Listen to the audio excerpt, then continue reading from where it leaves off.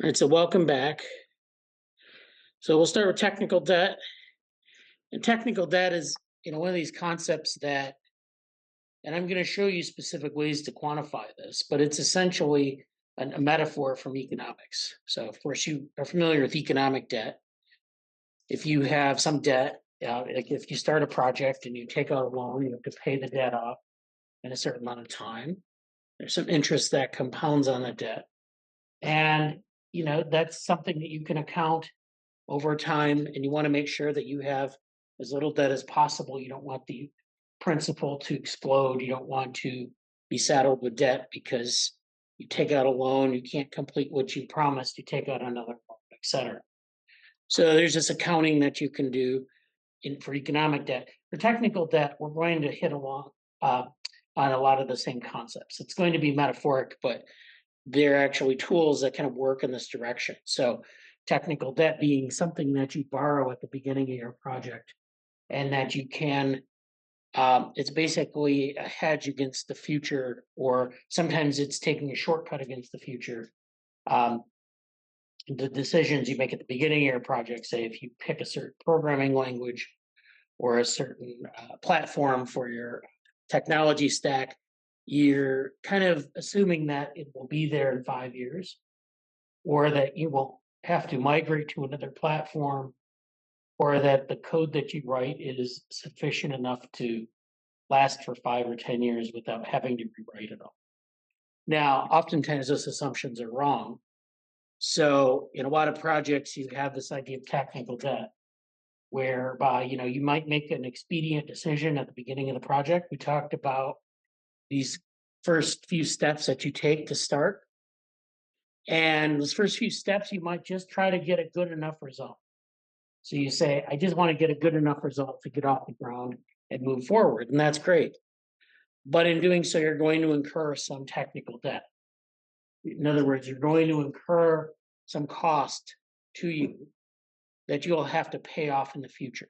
So that might be that you just write some code and it's good enough, but it's kind of buggy, and you put it into production, and then you still have to fix the bugs, and that cost gets pushed down the line as debt.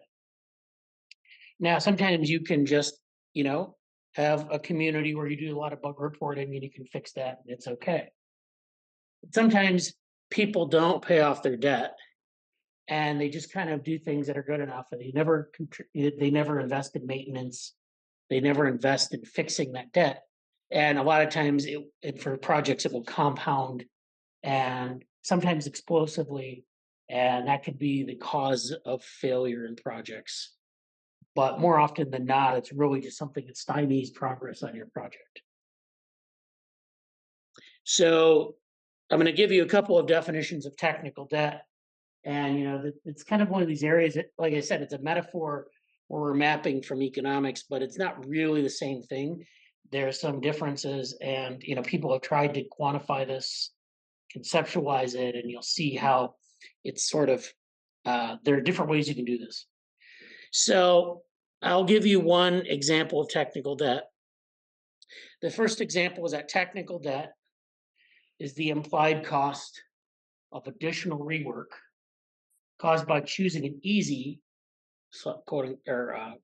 parentheses, limited solution. Now, instead of using a better approach, that would take longer. That's what I was describing before. You might pick something that's good enough now and implement it, and then you might forget about that for a while. And if it's working well, it's working well. You don't care. But then down the road, you might have a problem where you have to go back and fix a lot of the problems. A lot of those problems will compound. Sometimes you have a bug in the software that you tolerate, and then when you maybe have an update to the programming environment, it can just go, and give you headaches. And then you have to go back and fix those problems. Sometimes you have to do what they call refactor software, which is a large scale undertaking where you have to invest a lot of time and money into rewriting the code base. It could be avoided by just, kind of perfecting your solution in the first step of the project. But the problem with that, of course, like we talked about, is that also costs a lot of time and money. And so you just have to make these trade-offs, right? You have to say, am I going to invest a lot now, or am I going to invest a lot later? And can I manage investing a lot later? Do I think that this will not blow up in my face? Or that do I think that we can just kind of, you know, go for a year with a good enough solution and then maybe fix it down the line and eventually get to a place where it doesn't hurt us anymore. So this is always a thing in projects. And of course, we talked about that constraint model where you have constraints of budget, you have constraints of time, you have constraints of other things that always play a role in how much you can really devote to things in the project. So getting off the ground with those first few steps in the project, you might not have a lot of time, or you might not have a lot of budget to do anything where it's perfect or where it's optimized. You just have to deal with that later. And that's a technical debt being passed down. And you just have to figure out a strategy for minimizing that debt at all times. When ignored, debt accumulates over time, and this is analogous to negative interest in economics and negative interest in finance. So if you take out a loan, you have interest and it compounds over time. And if you wait, the longer you wait to pay off that debt, the harder it is to pay off. So it's just with you have that sort of initial sort of corner cutting. Sometimes it's necessary, but if you wait to fix it, it can compound in the form of additional bugs, or people don't know what's going on in the code, and you have to spend more time and money later to fix that. So this is the Technopedia definition of technical debt. This link below this bullet point. And technical debt was created by wiki creator Ward Cunningham. So that's Ward Cunningham, and he kind of came up with this idea in projects. It has its origins in extreme programming and refactoring. So this is like a field where you really want to be optimal. And people think about extreme programming as like these sort of practices where they try to really optimize their programming environment. Or refactoring is where you systematically rewrite your code base. And it's not an easy undertaking, but people often will do this because sometimes you get code that is so, what they call spaghetti code, or it's just so hard to understand because no one annotated anything, that you want to just go through the whole thing. And we'll talk about how people do that. And that's like one barrier. And of course, if you're not working on a software project, technical debt, of course, is perfectly, it's just as valid as of a problem. So if I have like a project where like I'm working on a nonprofit project and I have to invest in infrastructure, like computers, or maybe like, phones for my staff, those things you have to think about, like what's the best model to get, what's the best for your use case, which ones will be like kind of not don't suffer planned obsolescence, or maybe meet certain security requirements. Those are all things, again, that's technical debt. If you don't think about those things in advance, or if you get a deal on some sort of phone that doesn't have good security, then then you'll have problems and you have to spend more money down the line to fix it.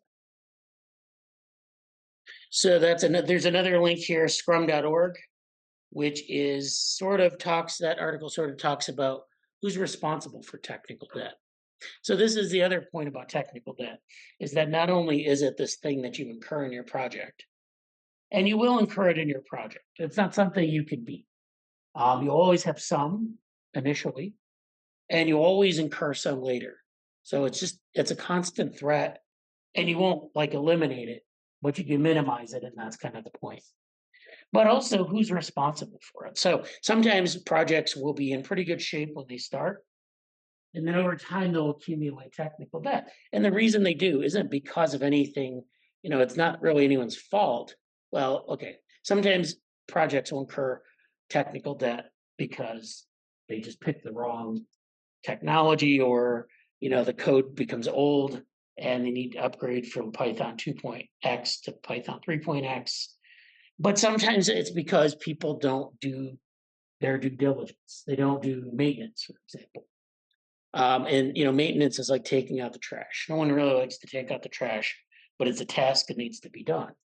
And so if you don't invest in maintenance, or you don't have a maintenance strategy, or you don't have a way to kind of account for this technical debt and make sure that it's minimized, then you can end up with a large scale problem later. And this is again about putting people in your team in charge of accounting and addressing this debt. So who's responsible for dealing with issues that lead to technical debt, and who's responsible for paying it down? Again, it may be that you have someone who has an implementation role in the project, and they're responsible for kind of minimizing, maximizing compatibility, minimizing bugs in software, things like that. Then you might call them a quality control person. Then you might have another person who's a maintainer, so they have the responsibility of paying down the debt. They have to make sure that things are working well. They have to do a lot of testing and things like that. So you can have teams where you have people with these two roles.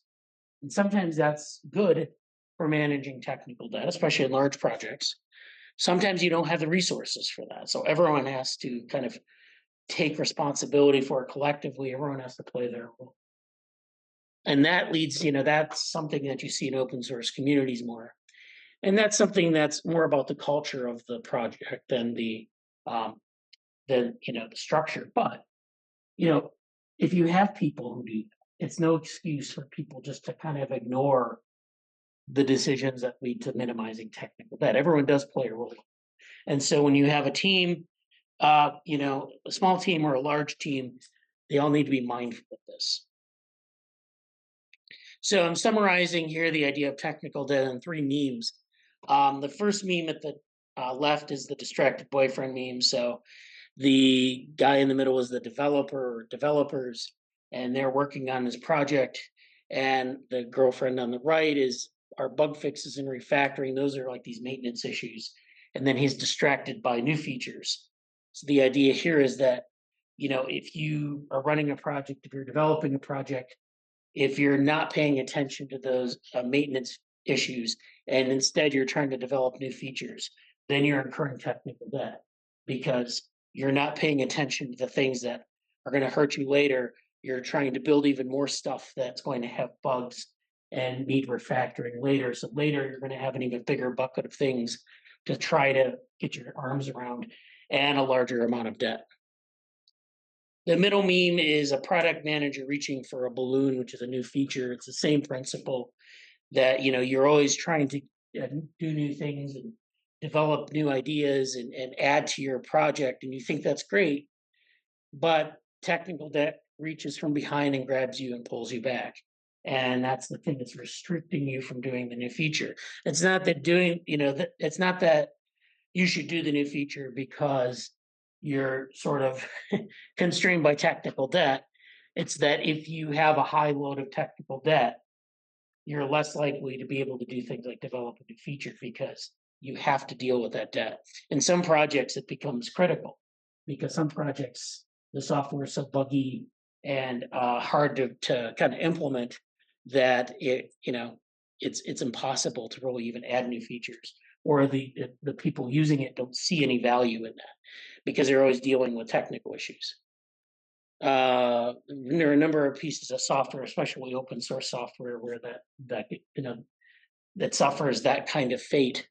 I was just watching a video on 7-zip, which has been it's like the code base is like 20 years old, and they just keep adding stuff in, and it's not really that usable. So that's another one. And then the third meme is Fry from Futurama. Not sure if refactoring mode made code more understandable, or if I just understand the code better because I spent hours in it, which is an interesting point. If you have a team member or team members who are just writing code, and they don't annotate the code, or they don't really explain their work sufficiently to the rest of the team.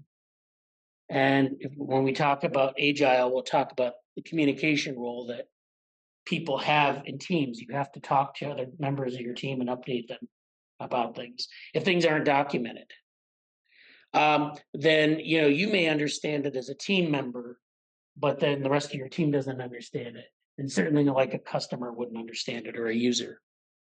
So it may be that you don't see any technical debt, but anyone using it is going to experience technical debt because they can't do anything with the code. They can't run it, they can't understand it, and it's not really that usable. So this is all like, again, everyone has a role to play in this. Everyone has to do their part. And you always have to think about where these sources of technical debt come from. So technical debt is also tied up in project complexity. So there's something called the software crisis, and you might run into this term. It's basically the idea that software, as it evolves, becomes more complex. So there are a lot of large software projects that are extremely complex, that have a lot of moving parts. And it's hard, they have to have multiple teams to manage these moving parts. So you may have a program director or a program manager managing all of these projects. The projects are dealing with different aspects of the software, and all of these different projects are incurring technical debt in different ways. And then the program manager has to go and figure out how to sort of manage all the technical debt. It's a hard thing, and the more things you add to your software, the more features you add, the larger your software is. You can just imagine something like Windows, where they have like all these different things in the package. They have all these different things in the kernel, and then they have things like Office 365, and you have to think about compatibility there. So that becomes like a thing that's ripe for a lot of sources of technical debt coming in. And how do you deal with it? How do you deal with that complexity? And that's something I'll have a lecture on in terms of complexity, more so from the project management side. But suffice it to say, you can have, when you get complexity in your project or in say like the software you're building or whatever you're doing, there's going to be a lot more opportunity for things to go wrong and a lot more opportunity for technical debt. So software complexity is so because we have a lot of different things that we have to deal with. We have architecture complexity, web complexity, project complexity, component complexity, program complexity, and all those things are different and have to be understood in different ways and have to all be maintained. And we have, so the larger our sort of endeavor, or larger our scope of the project, the more technical debt will incur. And it's not even about like, it's not necessarily a linear thing where we can just say, well, if we knock down this, problem with the code base, we could solve technical debt across the project. That's not really the way it works.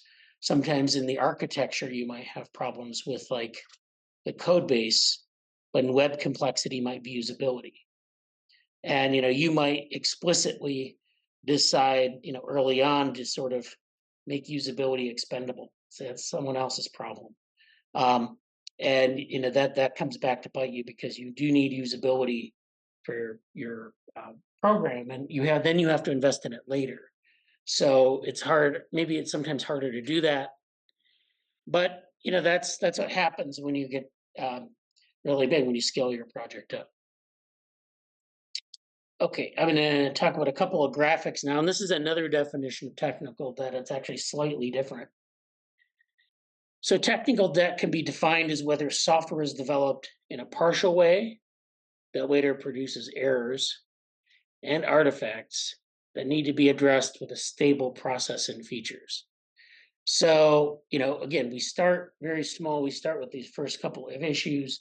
We might make a mock-up of something. We might just say this is a good enough solution to get it implemented. We might demo it to people and say, oh, that's great, keep going. And you keep going. And there's this sort of gap between working on that sort of prototype and then putting something into production. And that's where you end up with like this sort of explosion of complexity sometimes. Sometimes if you don't spend a lot of time thinking about usability in the prototype phase, then it hurts you later in the production phase and all of that. So, you need to address the errors early. You need to think about what you're trying to do early on and kind of keep that, keep a handle on that. It's kind of hard to do, but so this definition of technical debt is basically this trade-off or a priority trade-off between speedy delivery and perfect coding. So a lot of times teams will say, oh, we can deliver that really fast. We can deliver it in 3 weeks. And you deliver it in 3 weeks, but it's not good. And maybe your client doesn't care, that's okay. It works okay. But it's not great and it has a lot of problems and there's a high degree of technical debt in that solution. So just because you can deliver something fast doesn't mean it's good. And just because it's good doesn't necessarily mean you don't have any technical debt. A lot of times, the technical debt is obvious, and sometimes it's not so obvious. Sometimes it's obvious if you have a lot of bugs at runtime or something, and sometimes it's just like it works well, not very usable, or it's very usable and it works well, but like then when you hit some sort of update, then it goes down the toilet. So it's so there are a lot of places where you can reveal technical debt. And so, you just have to kind of manage it in different ways and develop a formal strategy for it. The trade-off between speedy delivery is perfect coding. And of course, we said that, you shouldn't treat perfect in the same way you treat complete. So you can complete things and have them not be perfect and then work out the bugs later or the problems later. But the problem with that, of course, is you have to actually do that. In a lot of projects, they won't do that because for various reasons. And so, we have speedy delivery and perfect coding. We could spend a lot of time developing something, a perfect solution, but we actually will not get rid of all of our technical debt. Even if we try to perfect our product, we might spend 4 years on a release, which is absurd. But let's say you did that, you'd still have technical debt because it's always something you're incurring. And in fact, probably if you worked on it for 4 years, you'd have to keep updating the environment and having new problems. So you probably wouldn't perfect it anyways. So this article at the bottom is this link. It's basically with great technology comes technical debt. It describes technical debt in this way. And this picture, this cartoon is basically where you have someone who built a unicycle as a means of conveyance, and they're not going very fast. And then you have this other person with square wheels, and they're not going very fast either. So it's kind of like this trade-off between doing something quick solution, and maybe like a solution, a very innovative solution that still doesn't work. So this is there are different ways to look at this. And then always remember that we have this constraint model that we can draw from. So we have, of course, this is the triadic constraint model where we have scope, cost, and schedule that are all constraining us. So remember our scope. If we have a smaller scope, we have maybe less potential for technical debt, but we still probably will have technical debt. We have the cost constraint. So if we don't have a lot of resources, we can't really afford to spend a lot of time developing like solutions to our debt. We may have to get things out, quickly, or we may not have the cost to fix them in the future, and then we have the schedule. So we may have to get things out quickly, or we may have some time to fix bugs before something's released. And then that all impacts quality. So we have these different constraints, and that's a good way to think about how to manage technical debt, because sometimes you have a cost constraint. So that means that you can't afford really to spend a lot of labor or resources on fixing things. So you may have to just kind of you may have to restrict your scope as a consequence. You may not be able to build as many features. Or if you build a lot of features, you had better make sure that you have the right amount of schedule and the right amount of cost. You don't want to whip out a feature in 2 weeks and then have it just not be very good. It impacts the quality. So, this is kind of a problem. And this is actually where an open source community can come in, because the open source community can pick up the slack of some of these constraints. So like we'll use the bug reporting as an example. So let's say I write something very quickly, I get a feature out, and I say, I know it's buggy, I know it's not perfect, but we can use our open source community to detect bugs our users will report bugs. We'll get back and actually fix them on the back end afterwards and issue a release. A lot of times software companies will do that. And the reason they do that, of course, is because they can't get rid of all those bugs before they ship it because they're on a schedule. They don't a lot of times they don't have the resources. Like large companies will have the resources, but those teams are then under time constraint and they don't have the ability to go out and test it like internally. They have to go out into the public and test it. So this is where an open source community can become useful. Sometimes though, an open source community can actually make you incur more technical debt than you otherwise would have. So sometimes you have an open source community that develops, say, a feature, and they're not really in sufficient communication with the internal development team. And so we talked about this in the example of the translations and translation studies, where they develop translations on top of what the internal development team built. And that requires them to have this sort of communication and understand the style of what the internal development team is doing. They make a contribution that isn't in line with what the internal development team is doing. That's technical debt. Someone has to fix that, or someone has to address that problem because you've added a feature potentially, but you can't use it until you've kind of aligned it with what the internal development team is doing. So sometimes community activity can help reduce technical debt, and sometimes it can actually increase technical debt and force you to have to do additional work or spend additional resources on things. Now, I have an example of one way that people have proposed to manage and mitigate technical debt. So this is the architecture dashboard. This is a Medium post on this visualization. It's basically, it visualizes all the parts of the project. So it could be by issue, it could be by task, it could be by feature, but basically they've gotten all these things kind of isolated. They say, this is the thing that we're monitoring. And they have this huge dashboard where they show all these parts. And you can see it's color coded from red to green to yellow to orange. And those codes, those colors are a code that basically give you some indication of technical debt.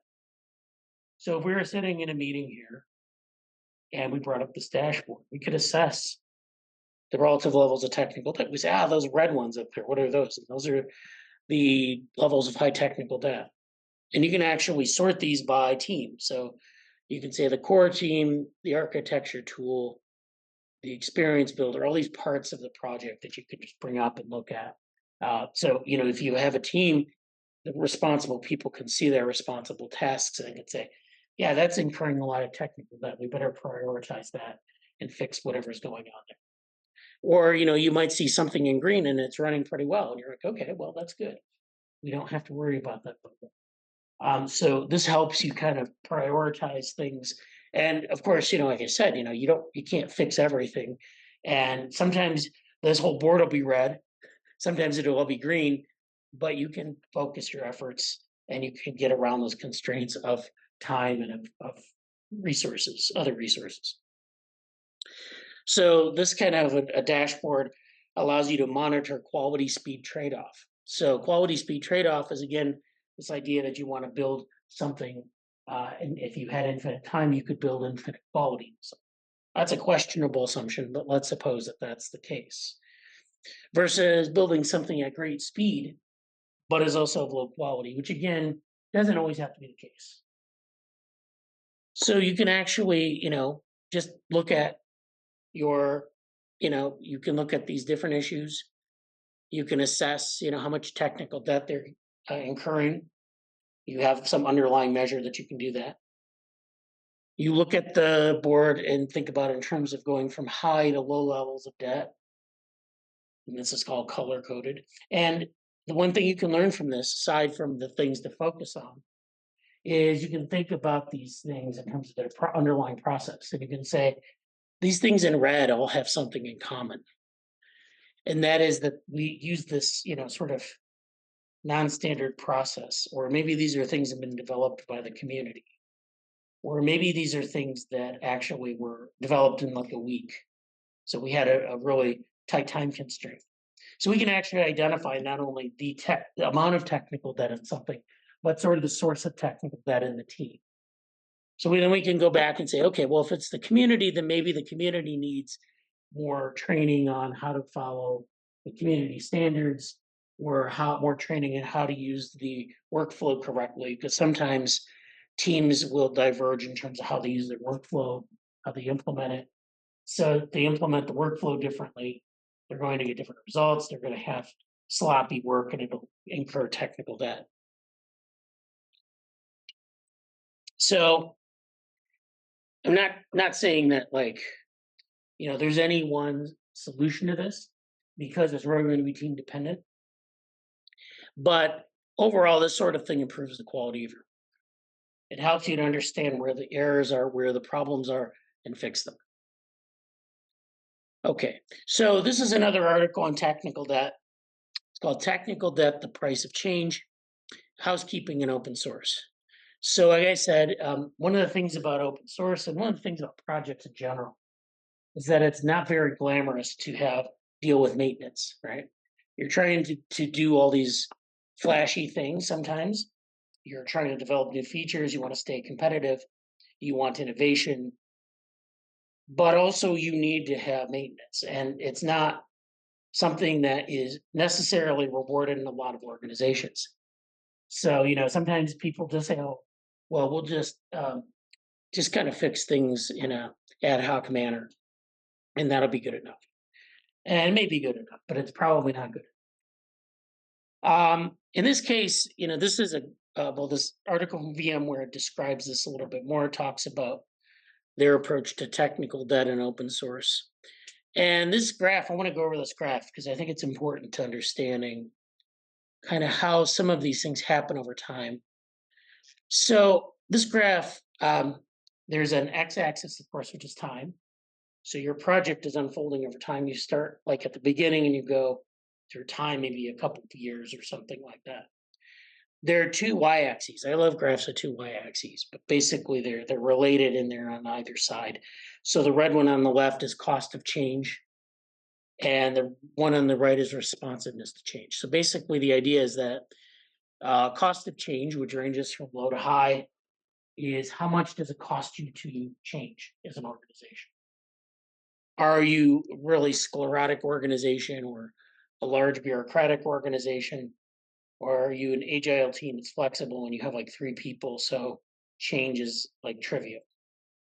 Sometimes cost of change can also be like, do I want to change my programming environment from Python 2.x to Python 3.x? And is that going to cost me to do that? Because sometimes it's necessary to make a change, but of course, there's a cost associated with it, and you have to pay that cost. Other times it's seemingly optional, and maybe there's a programming language or there's a different version that might run better for what you're trying to do. But you say, well, I'll stick with the standard solution because I don't want to spend that. I don't want to pay that cost, that switching tax that we need to pay. So the cost of change and the responsiveness to change, which of course is how responsive is your organization or team to change? How willing are they going to accept a quick change? Sometimes people, like I said, if you're in a team of 3 in an agile environment, you'll be willing to change, willing to try anything. And of course, the problem is that there's also a cost to change associated. So if you change things too much, there's a cost of change associated with just having like no standards and like developing things in different directions. So it's always important to think about that as well. But this graph doesn't worry about that. It just kind of shows us this responsiveness and this cost of change versus, something that's optimal versus something that we observe in a project. And so in the case of cost of change, we have this optimal cost of change, which is basically assuming no technical debt. That is constant over time and it's approaching 0 or it's very low. And it's a straight line at the bottom, and you can see it doesn't change over time. So it's a standard invariant thing. Then we have the actual cost of change. Now, this is what we'll probably observe in projects. And this is a theoretical curve because it kind of goes up, and then at the end, it's kind of like exponential. So the idea is that you're incurring there's a greater cost of change as you go forward in time. And then if you go too far ahead in time and just kind of keep your project static, there's a really high cost to change because you have to make so many changes or you have to change your project so fundamentally at that point that it's almost you can't pay it down. And so the delta between these two curves or this blue line is technical debt. So they define technical debt as difference between the optimal cost of change, which is near zero, and whatever the actual cost of change is, which goes from near zero, actually zero at the beginning of your project to almost infinity. I don't know. It's pretty high at some point in the future. So that's basically a technical that increases over time. But then we also have responsiveness to change. So our responsiveness to change then is this green line. So optimal responsiveness is pretty high. It's always as high as it can be. And then actual responsiveness, it does the same thing as this observed cost of change, which is where it goes down and it reaches almost zero at some point in time. So again, and this is linked to cost of change. So if you have a lot of technical debt, your ability to respond is lower over time. So the more you let it accumulate, the less responsive you could be. Okay. And you could actually take the difference between or the delta between optimal responsiveness and actual responsiveness and also characterize that as technical debt. Because it gives you a number and it gives you this idea. There are no numbers on this graph, but it gives you sort of a proportion of technical debt over time. So you can assess your organization at 3-month intervals and you can say, how much technical debt have we accrued? You use some methodology to give us these measures. You look at your different, you might look at your issues using that dashboard, and you might use something like this to look at the overall ability of the organization to do anything about it. And you keep tabs on that. And you don't want it to get too high, so you have to spend more time addressing it. But basically, it's a constant battle to address technical debt and to pay it down. So there's this article here at the bottom, Chris Lucian from 2017. How much time should we spend on automation and refactoring? So this is related to this. And it's basically that, if you observe, say, a backlog in your issues, that can be characterized as a lack of improvement, and that's a source of technical debt. If you have accumulated unaddressed changes in the software, that can also be characterized as technical debt. And so people might say, what we could do? We could implement automation. We could implement something like an AI to fix some of these things. Or we could implement a refactoring session where we fix things. And we do this and everything will be okay. I'm going to talk about automation later in the class and how, when to and when not to rely on automation. So sometimes we rely far too much on automation. Sometimes we rely far too much on quick fixes like refactoring.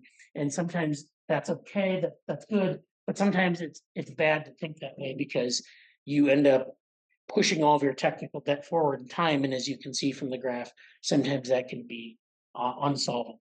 So that article talks a little bit about automation and refactoring as strategies.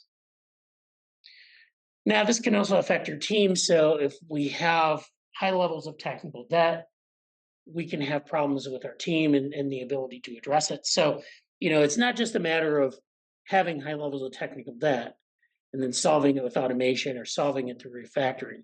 What tends to happen is as you have these levels of high technical debt, there's a sort of vicious cycle that happens. And it's that when you have high levels of technical debt, say like something like low code quality, it can lead to low morale and motivation, which can then lead to further low code. So your quality of your code goes lower and lower as you live in this regime of high technical debt. Low code quality then leads to lower productivity of your team. Low morale and motivation also lead to lower productivity. And then that lower productivity, which keeps going lower, leads to pressure to increase productivity. So as everything gets worse, you feel the pressure to perform more, but you can't really do that. And then that leads to more high technical debt. So you can see how this curve, how it increased, our cost of change increased. Part of that cost of change and the responsiveness went down. Part of that responsiveness is due to this sort of cycle where your team is failing to address things and it just keeps getting worse and worse. Another kind of visualization techniques is this technique from scrum.org. This is making technical debt visible. This is where you visualize things over time and you look at productivity.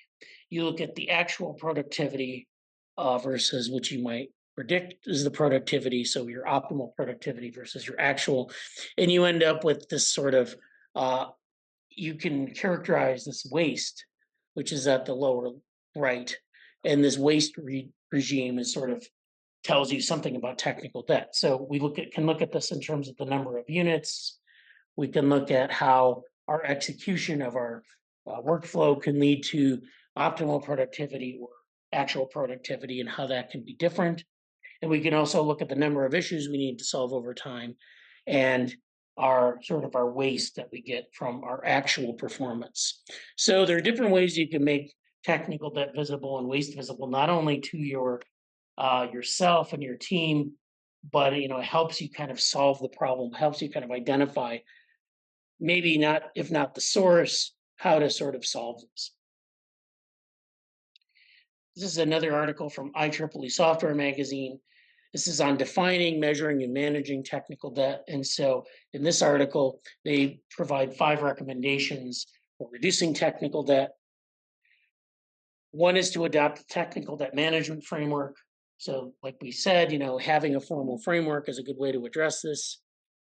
Another recommendation is adopting something called a maturity model. And we'll talk about a maturity model later. But basically, when you start a process in your project, when you start at those first couple of issues or those first couple of steps, you have this sort of immature workflow or immature process. And over time, it matures. So, you can assume that you can eliminate the technical debt through this process that's continually maturing.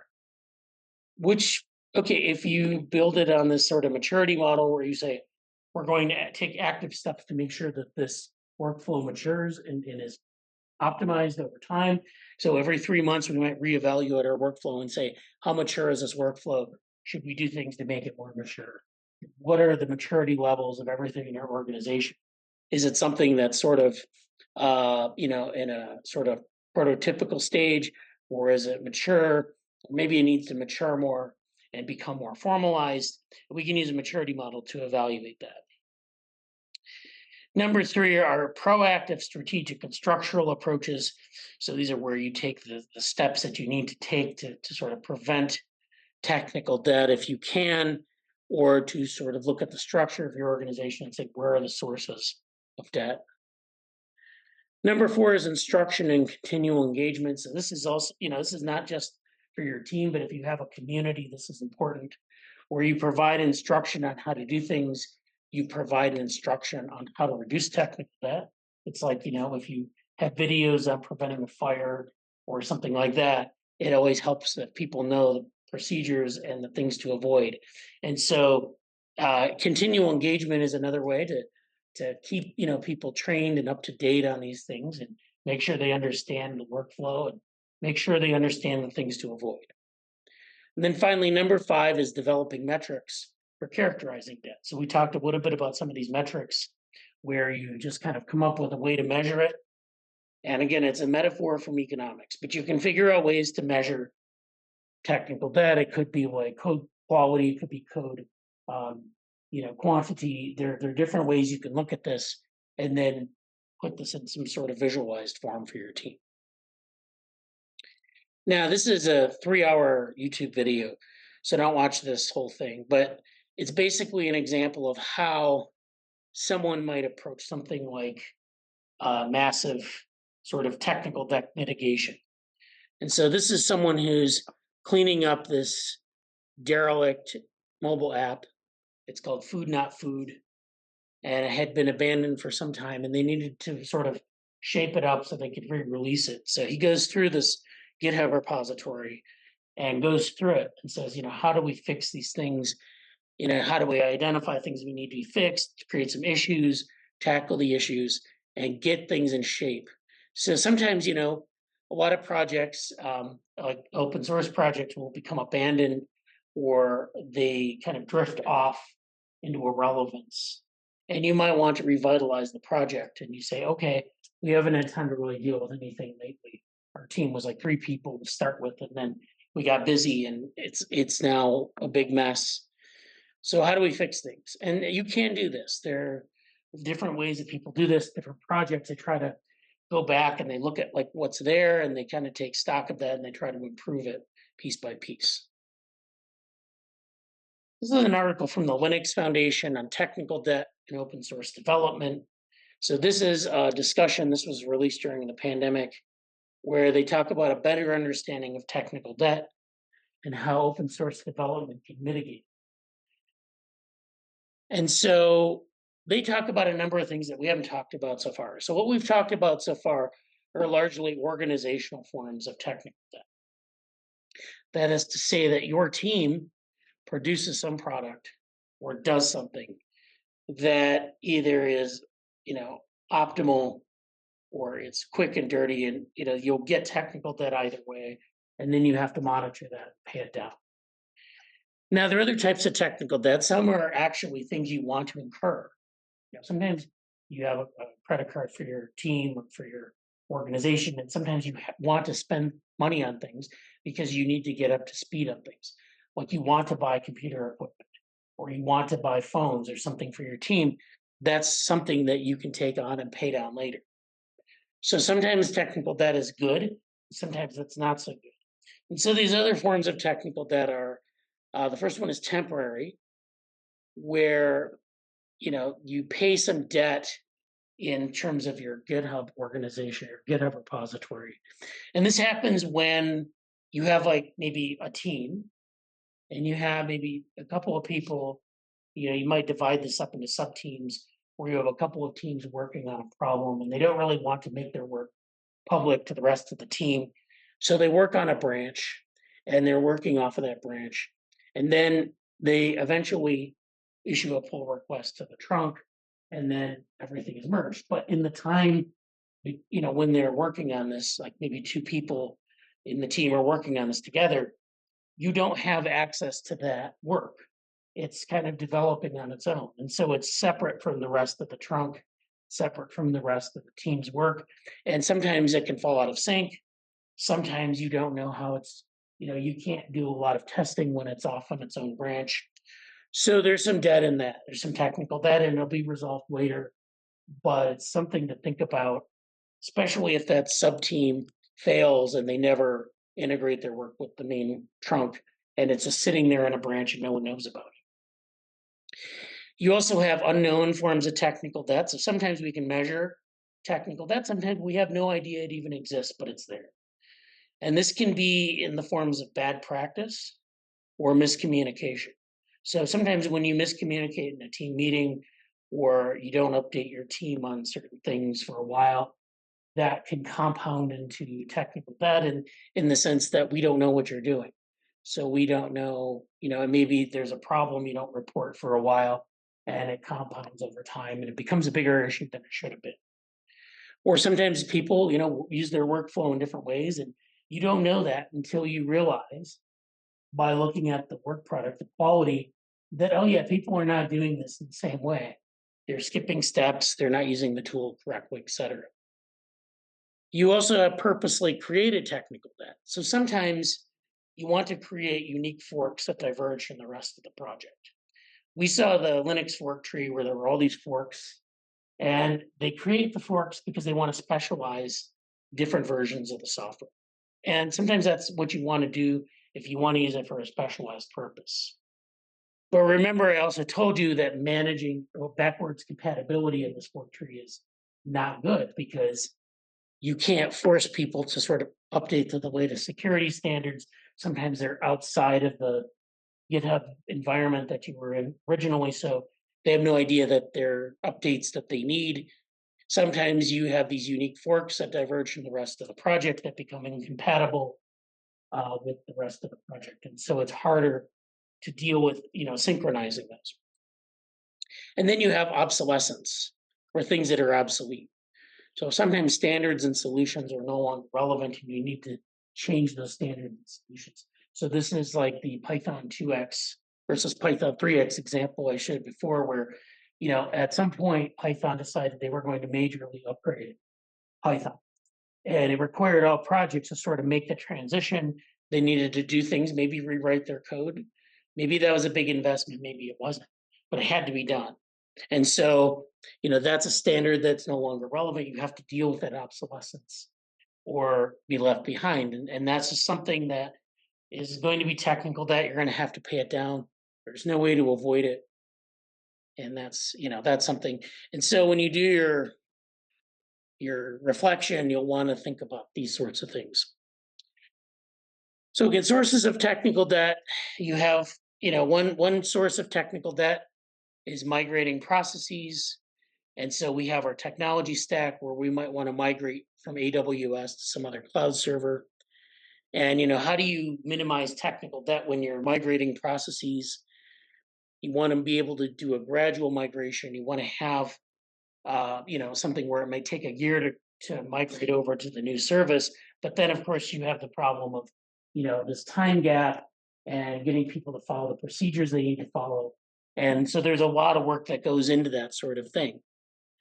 You also don't want to replace things you don't want to replace things with speed. In other words, you only want to replace things when necessary. As you can guess, if it takes a year to say migrate off of AWS onto something else, you don't want to keep migrating every year because it would be just a mess and people would never know what the right technology stack is and so forth.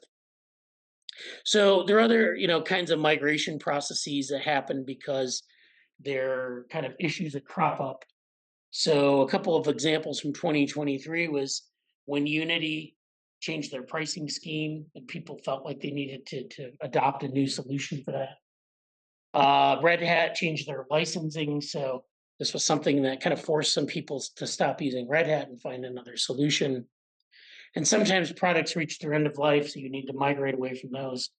All of those are, kind of these migrations that you can't necessarily predict 5 years out. You can't put it on a roadmap, but you have to deal with them as they come.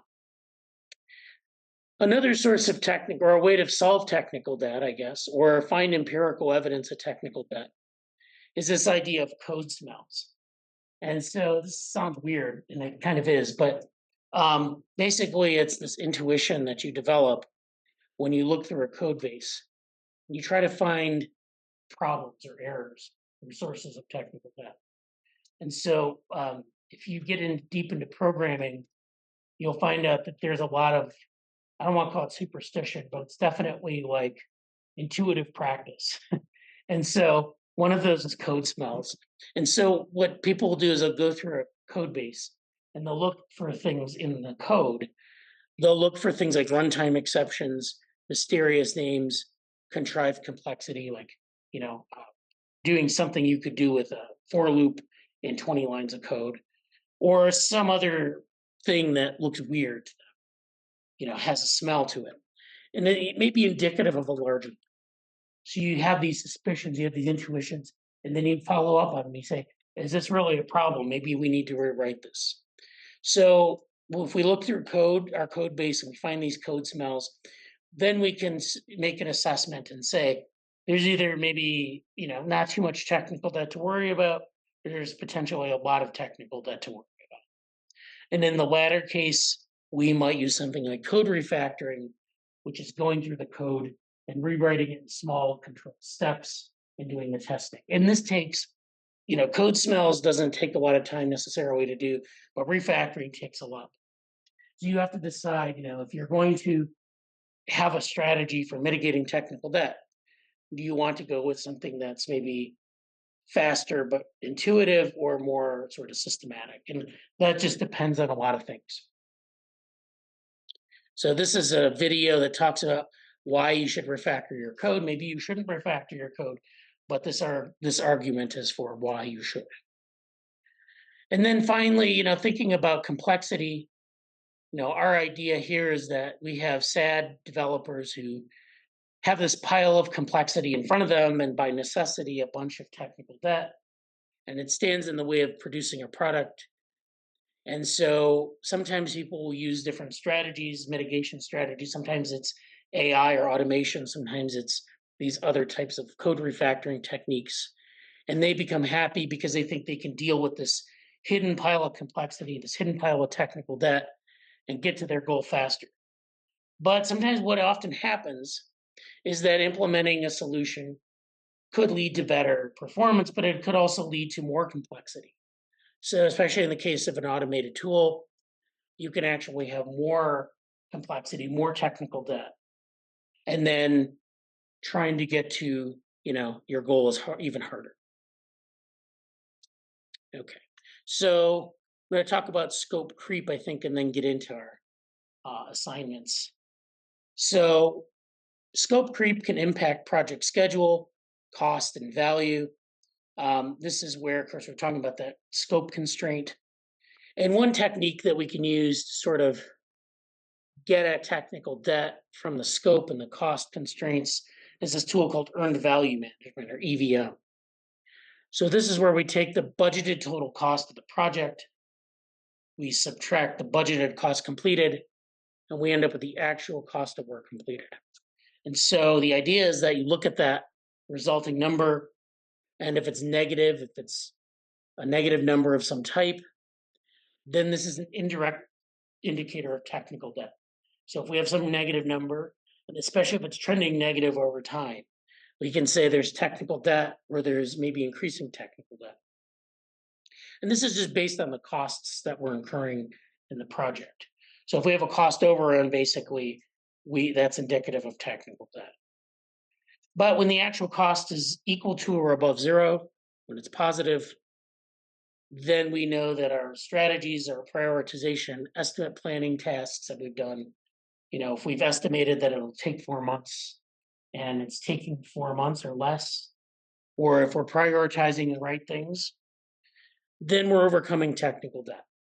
That's just a quick and dirty measure of technical debt. And it doesn't measure technical debt directly, but it gives you some idea within your constraints how you're doing. So these are just ways to measure technical debt and to identify it. Okay. And so the idea here is that we want to reduce friction from the start here. So we want to think about technical debt early and often. And then I have some examples in the GitHub class repo. And it's in that technical debt repository or the technical debt directory. And it's, that might help you see kind of technical examples of technical debt in like a GitHub context. This technical debt repository just gives you some examples of technical debt, some bad smells, some good smells, when they talk about bad and good code smells, and just, that you can look that over at your leisure.